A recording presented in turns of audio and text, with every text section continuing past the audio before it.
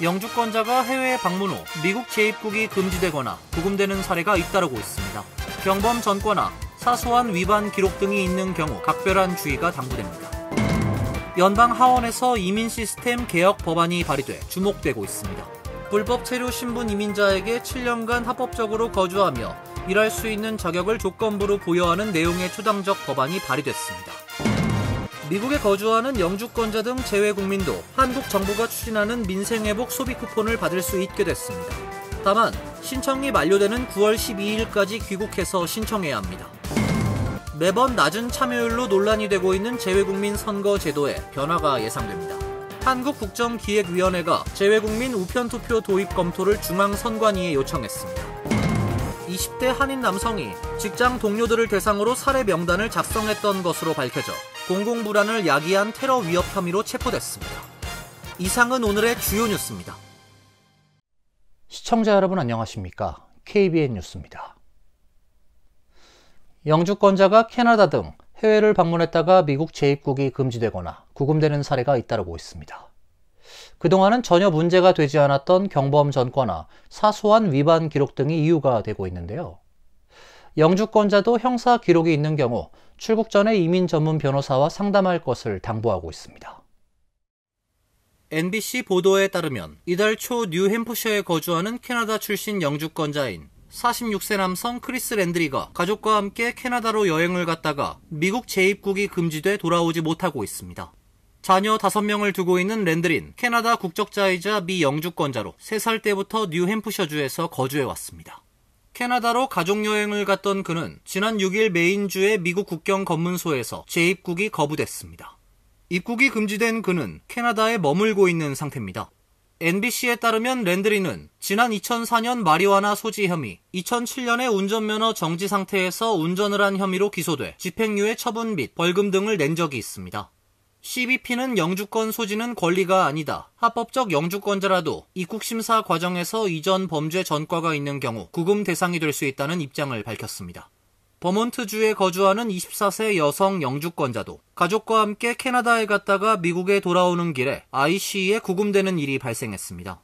NBC는 지난 6일 콩고 태생의 영주권자가 국경 검문소를 통과하다가 이민 당국에 의해 구금됐다고 보도했습니다. 구금된 영주권자는 지난 4년간 버몬트주에 거주했고 그간 여러 차례 캐나다를 방문했지만 이전엔 문제가 된 적이 없었습니다. 일주일 넘게 구치소에 수감 중이지만 테켈레가 구금된 이유는 아직 불분명합니다. CBP는 정책상 진행 중인 법적 절차에 대해서는 언급할 수 없다는 짧은 입장만 밝혔습니다. 연방 하원에서 불체 신분 이민자에게 7년간 합법적으로 거주하며 일할 수 있는 자격을 조건부로 부여하는 내용의 초당적 이민 시스템 개혁 법안이 발의돼 주목되고 있습니다.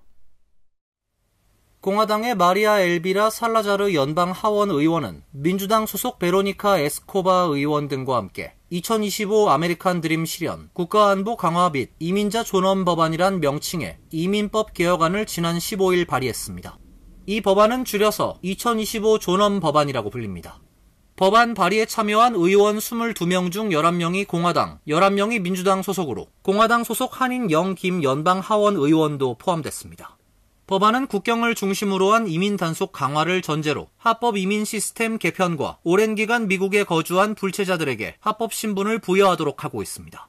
특히 이른바 디그니티 신분을 도입, 2020년 12월 31일 이전부터 미국에 물리적으로 거주해온 불체 이민자들에게 임시 합법 체류 신분을 부여하는 것이 골자입니다. 디그니티 신분은 체류 허가 및 추방 보호, 합법적 노동 권한을 제공하지만 시민권 신청이나 가족 초청 이민은 불가능하고 연방 복지 혜택도 받을 수 없습니다. 디그니티 신분 신청자는 스스로 불법 체류 사실을 인정하고 중범죄 이력이 없음을 입증하는 신원 조회를 통과해야 하며 $1,000를 납부해야 합니다. 또 7년간 $6,000를 추가 분할 납부하며 매 2년마다 국토안보부에 거주, 고용, 세금 성실 납부 자료 등을 보고해야 한다는 등의 추가 조항들이 있습니다. 신분을 7년간 문제없이 유지하면 향후 마련될 자격 연장 프로그램을 통해 갱신할 수 있다는 조항도 포함하고 있습니다. 이민자 단체와 변호사들이 연방 법원에 ICE가 이민 재판이 열리는 법원에서 이민자들을 체포해 추방하는 것을 막아달라며 집단 소송을 제기했습니다. 국토안보부와 법무부, IC를 상대로 이민법정에서 이민자 단속 체포를 막는 소송이 워싱턴 DC 연방법원에 접수됐습니다. 수천 명의 이민자들이 법에 따라 심사를 받기 위해 출석한 법정에서 체포되는 것은 이민법과 제5차 수정헌법에 위배되므로 이를 막아달라는 것입니다. 제5차 수정헌법은 재판 과정에서 피고인의 권리를 보호하는 조항으로 증언 거부권과 이중처벌 금지 등을 포함하고 있습니다. 공정한 재판의 보장과 형사사건에서 공정성과 정의를 위한 중요한 보호장치로 작용합니다. 지난 5월부터 이민재판정에서 대규모의 체포가 시작돼 이민자들이 법정 심사를 받는 것을 공포로 여기고 있습니다. 이민재판이 열린 뒤 이민국 단속원들이 법원 복도 밖에서 기다리다가 이민자들을 체포해 끌고 가는 것은 이젠 흔한 광경이 돼버렸습니다. 집단 소송에 참가한 시민단체 민주주의 전진의 스카이 페리먼 대표는 트럼프 행정부가 이민 재판까지 무기화하면서 이민자를 위한 법정 심사가 공포의 현장이 되었다고 비난했습니다. 이번 집단 소송은 법정에서 체포된 이민 희망자 12명을 대리해서 체포 위험이 있는 이민자들을 위한 법률 서비스를 제공하는 단체인 이민 변호사 집단 대응을 위한 아메리칸 게이트웨이란 단체가 진행하고 있습니다. 미국에 거주하는 영주권자 등 재외국민도 한국 정부가 추진하는 민생회복 소비 쿠폰을 받을 수 있게 됐습니다. 다만 신청이 만료되는 9월 12일까지 귀국해서 신청해야 합니다. 행정안전부는 최근 공지를 통해 해외에 체류 중인 국민도 소비 쿠폰을 소득에 따라 1인당 15에서 45만 원까지 받을 수 있다고 밝혔습니다. 단 재외국민이 소비 쿠폰을 받기 위해선 온라인 또는 주소지 읍면동 주민센터에서 주민등록 번호를 통해 세대주 또는 가족 구성원임을 증명해야 합니다.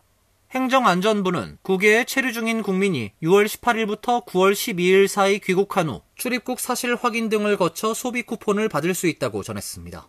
소비 쿠폰은 신청자의 은행 신용 및 체크카드, 선불카드, 지역사랑 상품권으로 받을 수 있으며 11월 30일까지 사용해야 합니다. 신청에 관한 자세한 정보는 행정안전부 웹사이트 민생회복 소비 쿠폰 안내를 참고하면 됩니다. 매번 낮은 참여율로 논란이 되고 있는 재외국민 선거 제도의 변화가 예상됩니다. 한국국정기획위원회가 이재명 대통령의 공약인 재외국민 우편투표 도입 검토를 중앙선관위에 요청했습니다. 국정기획위는 지난달 18일 중앙선관위를 방문해 재외국민 우편투표제 도입 등을 논의했습니다.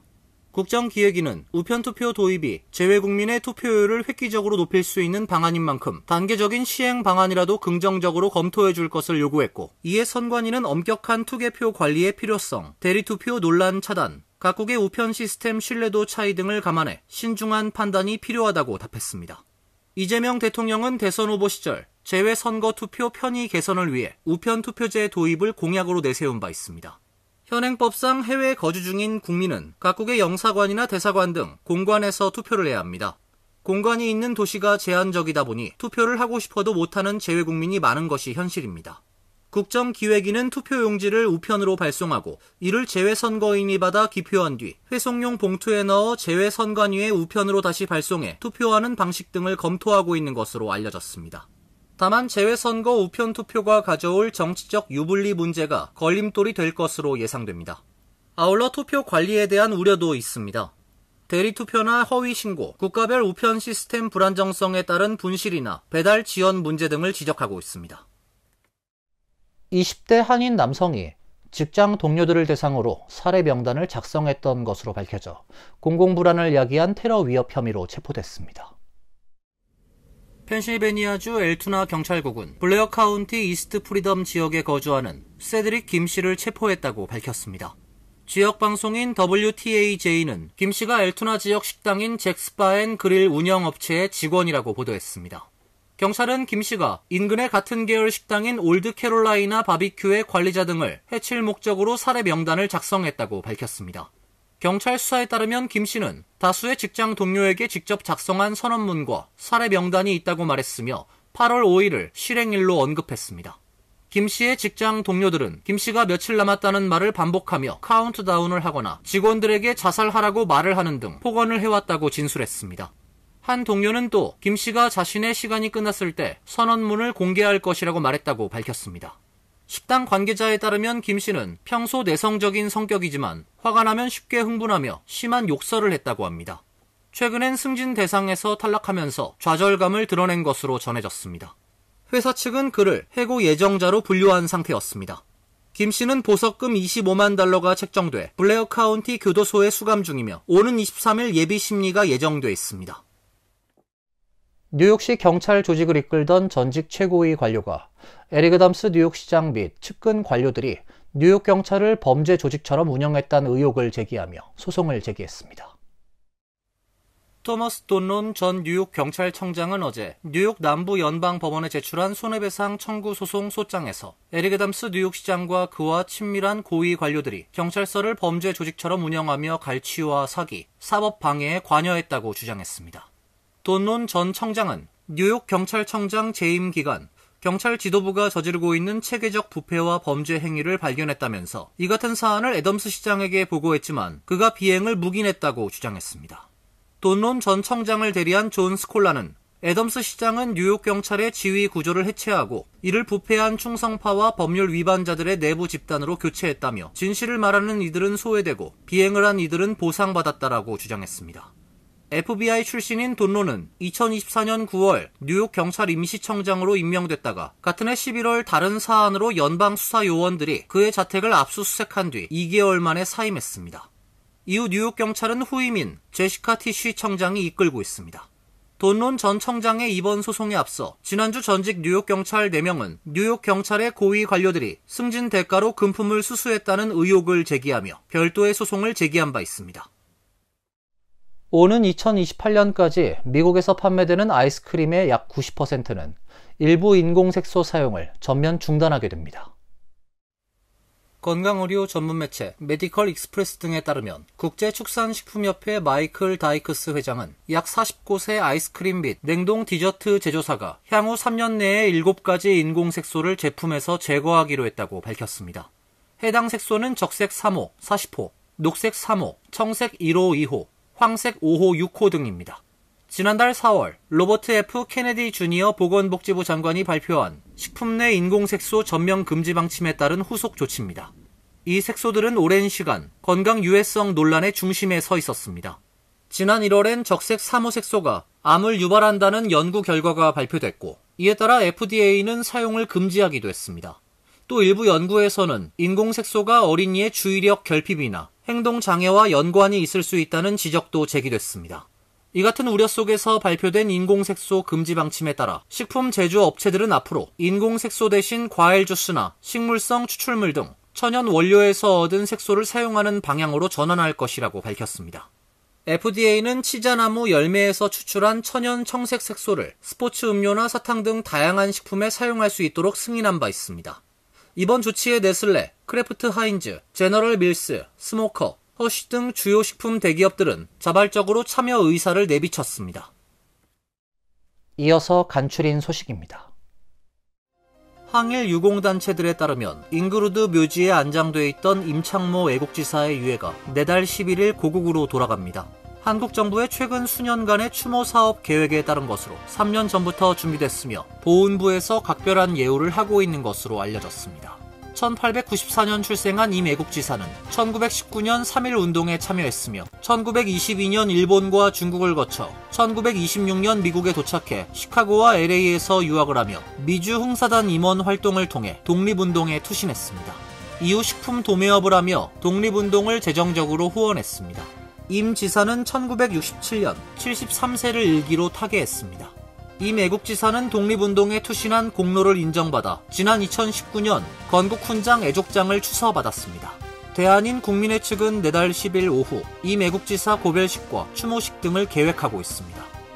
어제 오후 알래스카 앵커리지 남서쪽 967km 해역에서 규모 7.3의 지진이 발생했다고 미 지질조사국이 밝혔습니다.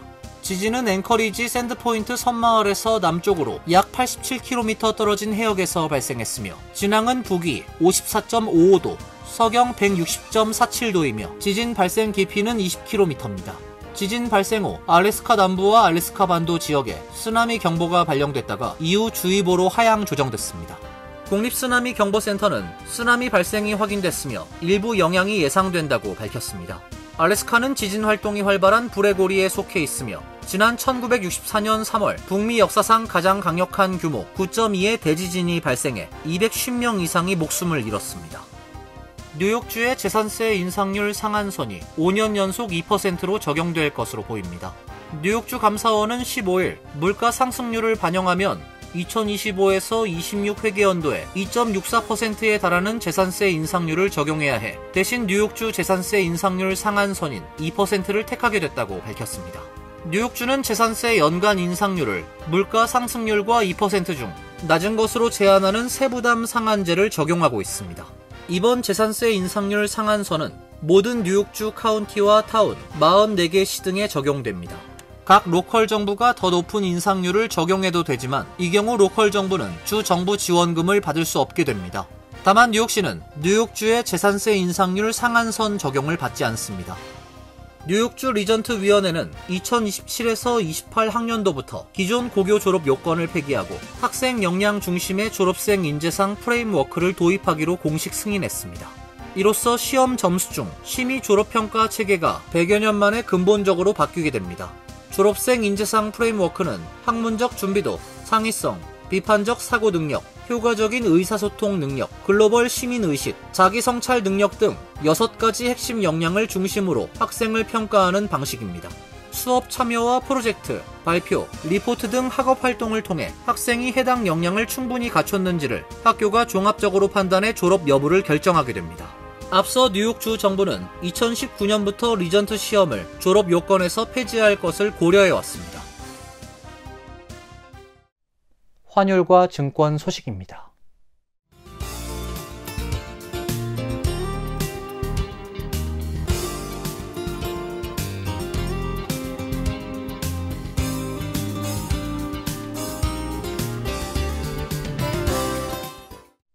이어서 날씨입니다. 내일은 기온이 다소 내려가면서 쾌적한 여름 날씨가 예상됩니다. 낮 최고 기온 84도, 섭씨 29도, 밤 최저 기온은 69도, 섭씨 21도로 예상됩니다. 토요일은 대체로 맑은 날씨가 예보되어 있습니다. 일요일은 흐린 가운데 한두 차례 소나기가 내리겠습니다. 이상으로 KBN 뉴스를 마칩니다. KBN과 함께 즐거운 시간 되시길 바랍니다. 우리 동부 최대 한인방송 KBN이 제작하는 KBN 뉴스는 웹사이트 mykbn.com 그리고 유튜브와 페이스북에서 다시 보실 수 있습니다. 좋아요, 구독, 알림 설정은 뉴스 제작에 큰 도움이 됩니다.